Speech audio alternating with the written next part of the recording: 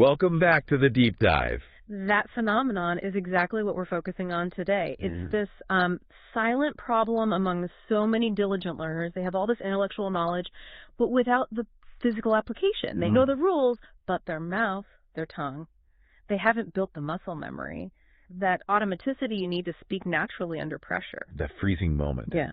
that hesitation, the need to translate every single thought before it comes out of your mouth. Well, we're told there's a remarkably simple and powerful solution for it. We dove into a guide centered on this technique called morning routine shadowing. And our mission today is to take you through this method. We're going to analyze what shadowing actually is, why doing it in the morning is so strategic, and give you the structured plan and the language tools you need to start building those fluency muscles today. Okay, let's unpack this. We should start with the foundation. Yeah. What is shadowing, really? I mean, beyond just repeating things. Well, the source defines it with this great visual. A shadow follows a person instantly, right? Yeah. So morning routine shadowing just means you're listening to English audio and you're repeating it out loud immediately. You're trying to listen and speak at the same time, or maybe just a split second behind the speaker. And the power of that, I guess, comes from the nonstop repetition, especially for beginners. Exactly. It forces you to shift your focus away from grammar and meaning and toward rhythm, tone, sound production. You're not trying to create a unique thought. You're just mirroring. So, okay, if I'm just repeating, how is that any better than just, passive listening? That's a great question. Because passive listening it's excellent for input, but it doesn't train your output mechanism. Yeah, output, yeah. Shadowing solves several of those output problems at once. You're learning complete, naturally structured sentences, not just random words. Yeah. And crucially, you are hearing and copying the speaker's pronunciation and speed in real time. It's pure muscle memory training for your mouth. The source points out that because you're just focused on the sound, you kind of bypass that inner translator, that little editor in your head that's always checking for grammar mistakes. Yes. Bypassing that editor is the core insight here for fluency. If you stop to worry about a mistake or you stop to translate, you break the momentum. You lose the flow. You lose the flow, and the exercise fails. The guide is very clear. During shadowing, your goal is rhythm and cadence, not perfect accuracy. You can polish the accuracy later. So if this is really just mechanical training, why is the morning so important? Couldn't I just fit these 20 minutes in on my lunch break or something? That's a fair question. And while quality focus is always important, the guide is really firm that the morning gives you these strategic advantages.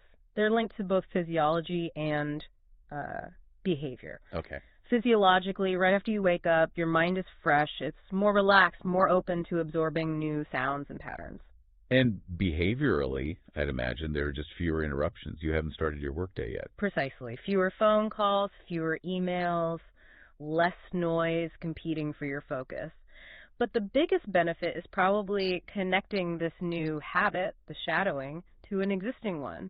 Your morning routine. Habit stacking. It's habit stacking, exactly. It makes being consistent so much easier. And, starting your day by successfully speaking English gives you this huge confidence boost for the rest of the day. That's powerful. The guide makes this direct comparison. 20 minutes of dedicated practice every single morning is exponentially more powerful than, say, 2 hours just once a week. Absolutely. With language, that unbroken consistency always beats massive but infrequent effort. So think of it less like studying. And more like an athletic workout. For your speaking ability, you just need those daily reps. So now that we have the why clear, let's turn to the how. What does this 30 to 40 minute morning ritual actually look like? Step by step. Well, before we even get into the routine, we should just note the incredibly low barrier to entry here. Right. You just need a smartphone or a laptop, maybe some earphones for better focus, some English audio, and a quiet place.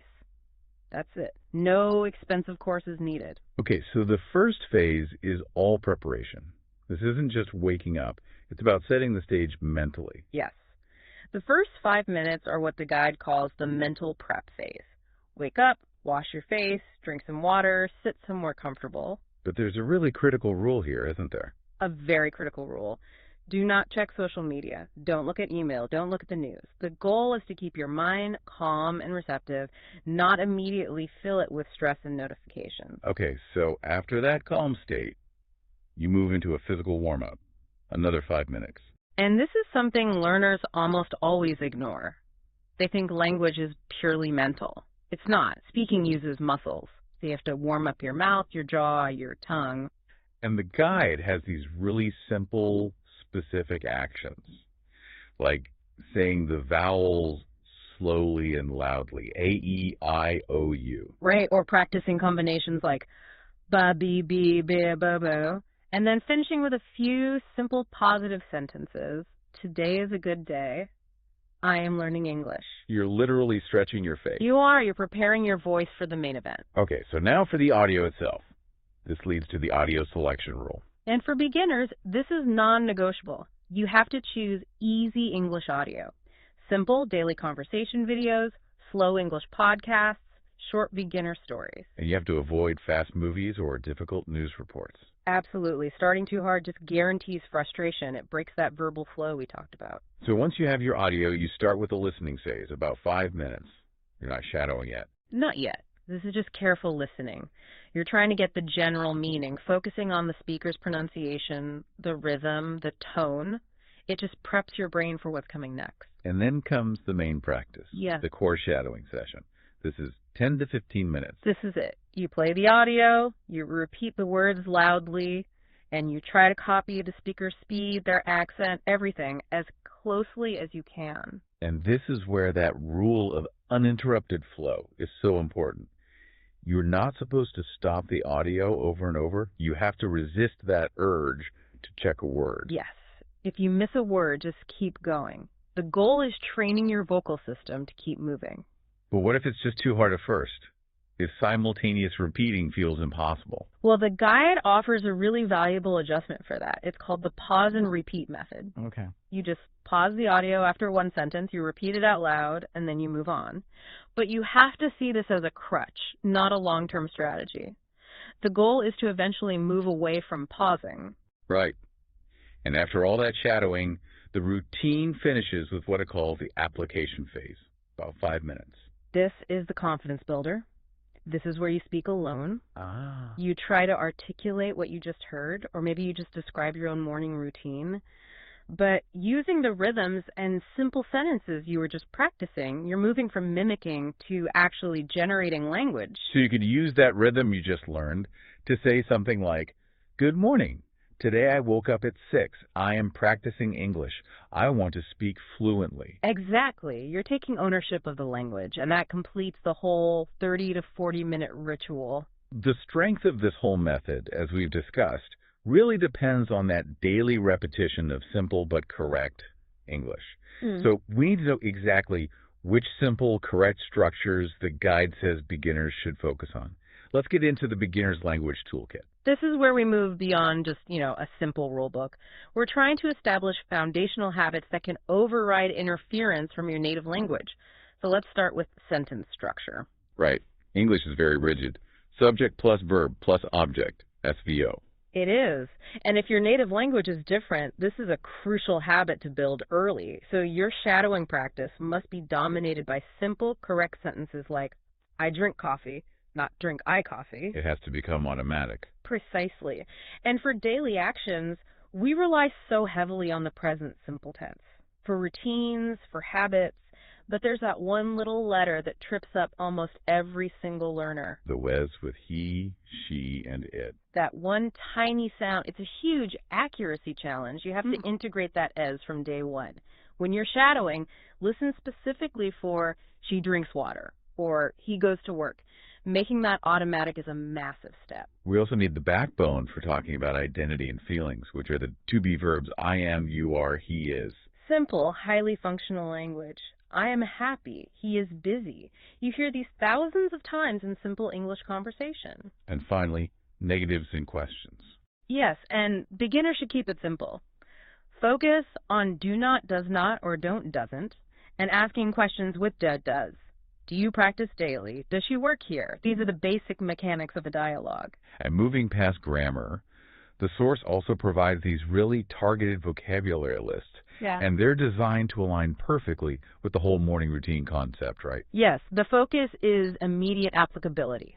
So you prioritize essential daily routine verbs: wake up, brush, eat, go, study. Then you have the communication verbs like speak, talk, understand, and those feeling and action verbs like feel, like want, try. Exactly. They're the building blocks for expressing what you need and what you want, and then you tie it all together with the specific morning routine words you're guaranteed to hear. Alarm, breakfast, coffee, walk, exercise.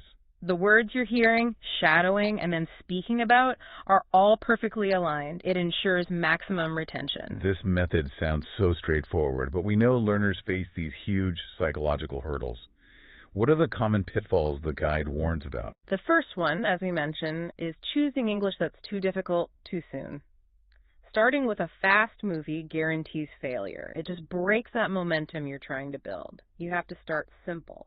And the second one, and this is probably the hardest to overcome, is worrying too much about grammar during the actual shadowing part. The guide is so clear about this. Focus on fluency first, accuracy later. If you stop every time you stumble over a word, you just shatter the momentum. You defeat the whole purpose of the exercise. And then there are the behavioral mistakes. Right. Practicing only sometimes. It just won't work. The power comes from making this a daily habit. Consistency, not speed, is what matters in language learning. And the final critical mistake, practicing only in your mind.